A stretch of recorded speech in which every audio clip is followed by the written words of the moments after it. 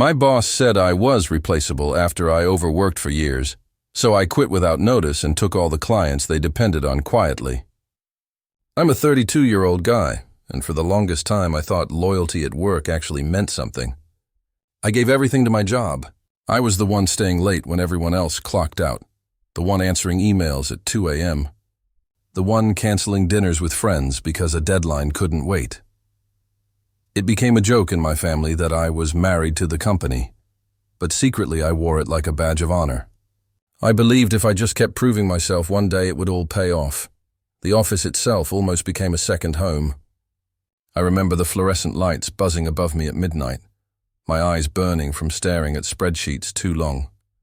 The vending machine down the hall became my dinner table, and when I'd pass by the glass walls of my boss's corner office, I'd imagine myself there one day, finally recognized for all the sacrifices I had made. But the reality was different. My boss loved to brag about me in front of clients. He's our hardest worker, the backbone of this team. But behind closed doors it was always, "You should have done more. Why are you so slow?" Or "Don't get too comfortable." Every compliment had a blade hidden behind it. I brushed it off at first. After all, every job has stress, right? That's what I told myself as I dragged my tired body into the office day after day. I wanted to believe my loyalty meant something, that the long hours and broken weekends would eventually be rewarded. But deep down, a voice had already started whispering that maybe, just maybe, I was giving everything to a place that would never give back, and that whisper was about to grow louder. The longer I stayed, the more my life stopped belonging to me. I can't even count how many family events I missed. My sister's graduation. I was stuck in the office finishing a presentation my boss wanted polished, just in case. My best friend's wedding.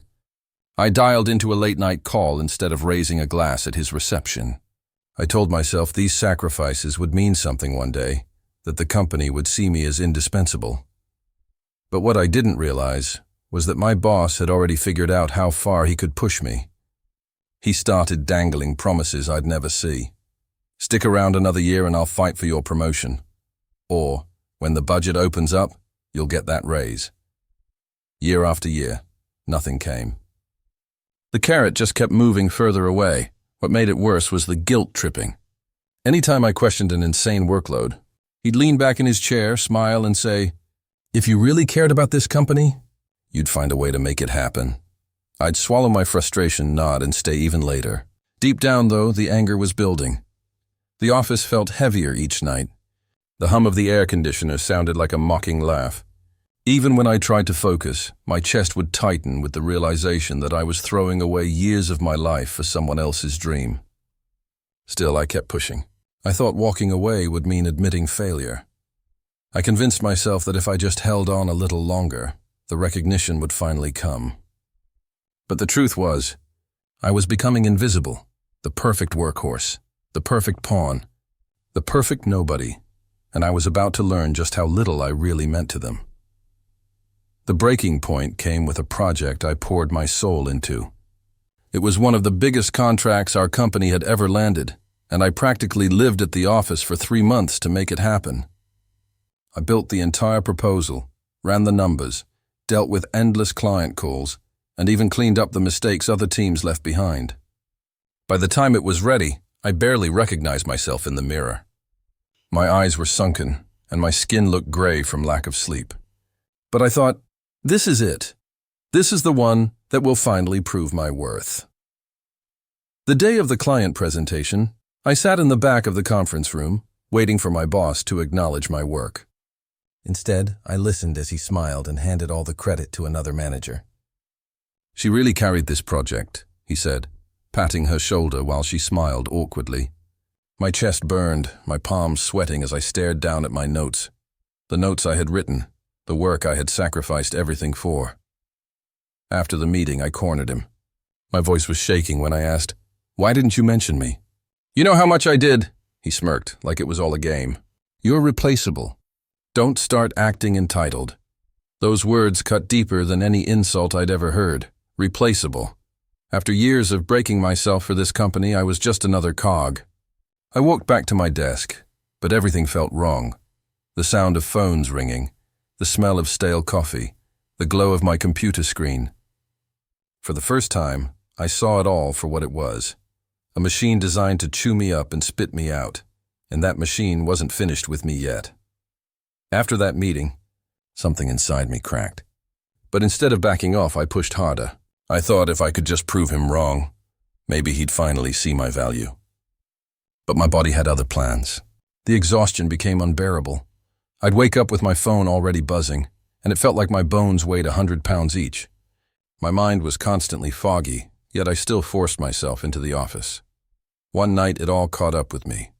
I remember the harsh hum of the fluorescent lights and the bitter taste of stale coffee lingering on my tongue. I was hunched over my laptop, eyes burning, when the room started spinning. My heart raced, my vision blurred, and before I could even stand, my knees buckled. I collapsed right there in the bathroom stall, my cheek pressed against the cold tile floor. A coworker found me and rushed to get help. But when my boss showed up, he didn't ask if I was okay. He didn't show even a shred of concern. Instead, he folded his arms and sneered, "Are you seriously doing this right now? You're being dramatic. We have deadlines." That moment crushed me. I realized no amount of loyalty, no number of sleepless nights would ever be enough for him. My body was shutting down, and he still saw me as nothing but a tool. I sat in the empty office afterward, trembling, listening to the silence press against me like a weight. I thought about all the birthdays, anniversaries, and simple dinners I'd missed, all for someone who saw me as disposable, and for the first time, I wondered if I was slowly destroying myself for nothing. After that collapse, something in me shifted. I started noticing things I had ignored before. Clients weren't praising the company, they were praising me. One afternoon, while walking a client through a tricky issue, he chuckled and said, "Honestly, you're the only reason we stick around. If you weren't here, we'd have left ages ago." At first, I brushed it off as flattery. But then it happened again and again. Different clients, different situations, but the same message. I was the reason they stayed. It was like a light flicking on in a dark room. For years, my boss had convinced me I was disposable. But in reality, I was the glue holding everything together. I started replaying his words in my head. "You're replaceable." And suddenly, they didn't sting the same way. They sounded desperate, manipulative, like he was afraid I'd realize the truth. And that truth was becoming impossible to ignore. The clients trusted me, not him. That realization was terrifying and liberating all at once. Terrifying, because it meant I had been wasting years of my life under a lie. Liberating, because for the first time I saw a way out. My loyalty wasn't chained to the company. It was tied to the relationships I had built with people who actually valued my work. I remember sitting at my desk late one night, the office empty around me, staring at my screen but barely seeing it. My heart pounded as a new thought crept in. What if I left? What if I took them with me? The whisper that had been in the back of my mind for years had finally turned into a roar. Once I saw the truth, I couldn't unsee it. But my boss must have sensed something changing in me, because his behavior only got worse. The man who used to toss casual insults now started humiliating me in front of others. In meetings, he'd cut me off mid-sentence with a sharp, "Don't talk unless I ask you to."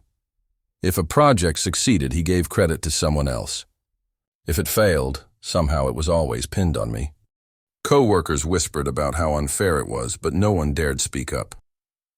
I'd catch their sympathetic glances across the room, but they'd lower their eyes the moment he noticed. I felt like a soldier trapped on a battlefield, taking blow after blow while everyone else hid in the trenches. One day he called me into his office. His voice was dripping with arrogance as he leaned back in his chair. "Let's be clear," he said. "If you left tomorrow, I'd replace you in a week. Don't think you're special." I sat there, silent, my hands trembling under the desk. But inside, something was hardening. I had already begun saving every late-night email, every message from a client praising my work, every instance where he broke a promise about promotions and raises. I wasn't sure why yet, but some part of me knew I'd need proof. The office itself started to feel suffocating. The sterile smell of paper and ink mixed with my own frustration until I could barely breathe. I'd walk through the halls, hearing my own footsteps echo, and it was like the building itself was mocking me. I knew I couldn't keep living this way. But if I made a move, it couldn't just be an exit. It had to count. And for that, I needed to start planning. Planning my exit became my secret project, the one thing that gave me energy again. While my boss thought he was grinding me down, I was quietly building connections. Every client call, every follow-up email, I went out of my way to strengthen trust. I didn't just solve their problems. I made sure they knew I was the one fighting for them, not the company. At the same time, I started updating my LinkedIn profile late at night, the glow of my laptop the only light in my apartment. I rewrote my resume, each bullet point a reminder of just how much I had carried. With every line I typed, the anger turned into determination. I wasn't just replaceable. I was irreplaceable, and I was going to prove it. One evening, I had a quiet coffee meeting with a competitor who had reached out after hearing about my work. They leaned across the table and said, "If you ever want to make a move, we'd take you in a heartbeat, and we'd pay what you're worth." Their words hit me harder than I expected. For the first time, someone outside of the toxic bubble was recognizing my value, openly, without manipulation. From then on, I played my role carefully. I smiled at my boss's insults, nodded at his dismissals, and acted like the same loyal employee. But behind that mask, I was preparing my freedom. Every client relationship became a lifeline. Every conversation a brick in the bridge I was quietly building to walk away. And the more I planned, the clearer it became. I wasn't just going to quit. I was going to take everything that mattered to him. The breaking point came faster than I expected. We were in a Monday morning meeting, the kind where everyone sat stiffly around the conference table pretending to care. I had spent the entire weekend fixing a project another department botched, barely sleeping, my head pounding from too much caffeine. When I handed over the finished report, I thought maybe, just maybe, he'd acknowledge my effort.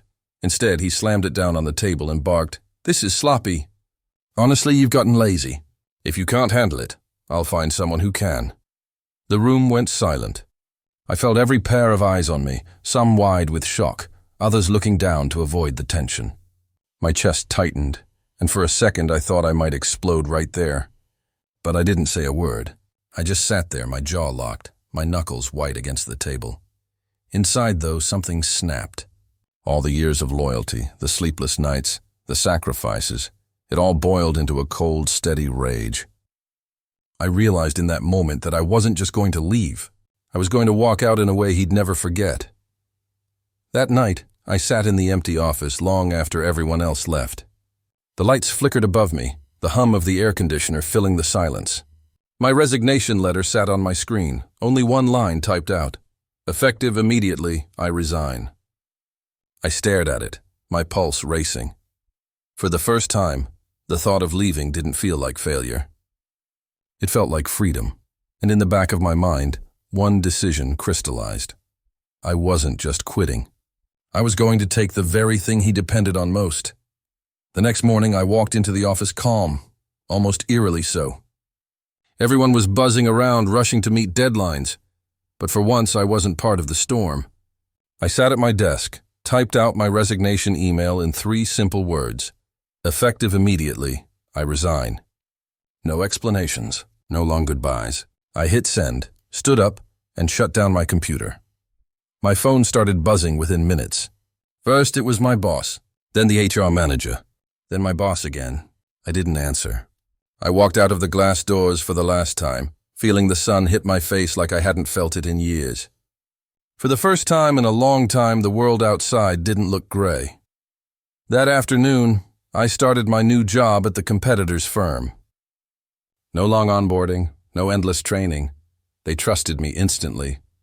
My new manager looked me straight in the eye and said, "We're glad to have you. Do things your way." That single sentence gave me more validation than years at my old company ever did. But the real test came with the clients.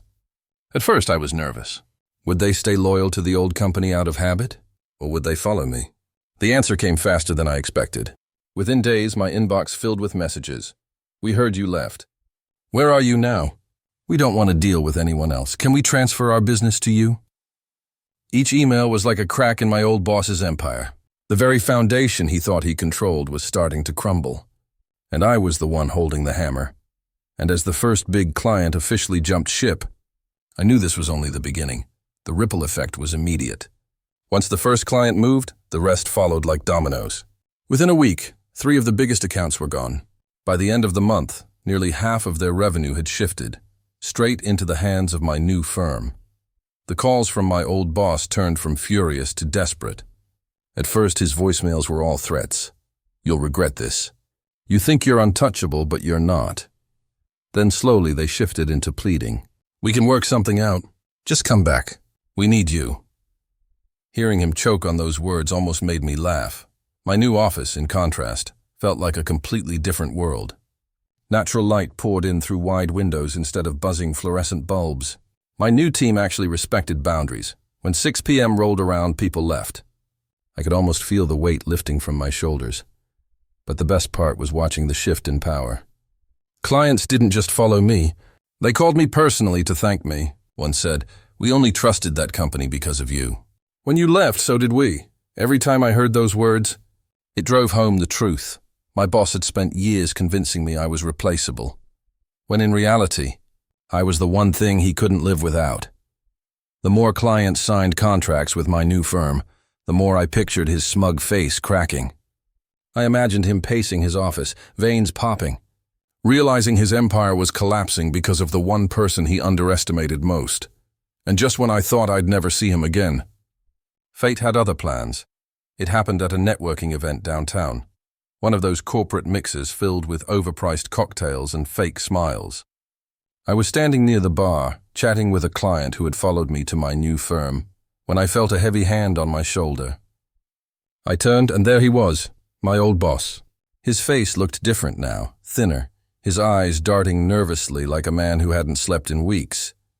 "So," he said, forcing a grin, "enjoying yourself? Must feel good stealing everything I built." His voice was dripping with venom, but beneath it, I heard something else, fear. I set my drink down and looked him straight in the eye. "I didn't steal anything. I just stopped letting you steal from me." His mask cracked, just for a second. His lips trembled as he snapped back, "You ruined me. Do you have any idea what you've done?" The words hung in the air, sharp and raw. People nearby pretended not to listen, but I could see ears straining. I leaned in slightly and whispered, "I didn't ruin you. You did that to yourself. I just stopped covering for you." His jaw clenched, his face turning red, but he had nothing left to say. He spun on his heel and disappeared into the crowd. I stood there, my chest rising and falling, feeling lighter than I had in years. That moment wasn't about revenge. It was about finally taking back my power. But deep down I knew the final closure hadn't come yet. Because the real victory wasn't in confronting him. It was in what came next. Walking away from that confrontation, I felt something I hadn't felt in years. Peace. For so long, my life had been defined by his voice telling me I wasn't enough, that I was replaceable. But now those words had no power over me. I had the proof standing all around me, clients who trusted me, a team that respected me, and a future I had built on my own terms. At my new office, things were different in ways that almost felt surreal. When I stayed late, it was by choice, not obligation. My weekends belonged to me again. The laughter of my co-workers didn't sound forced, and for once I could sit at my desk without feeling like a prisoner. The air felt lighter, the silence wasn't suffocating, it was freedom. I'd often think back to that single line he threw at me like a dagger. "You're replaceable." At the time, it shattered me. But now I realized it wasn't the truth, it was his fear talking.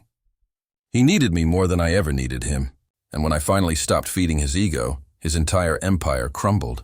One evening, as I watched the sun set through the wide office windows, I thought about all the years I'd lost, all the sacrifices I'd made. And for the first time, I didn't feel regret. I felt proud that I had survived, that I had taken back control, that I had proved to myself what I'd been too blind to see. I wasn't replaceable. I was the foundation, and when I walked away, the whole house came crashing down.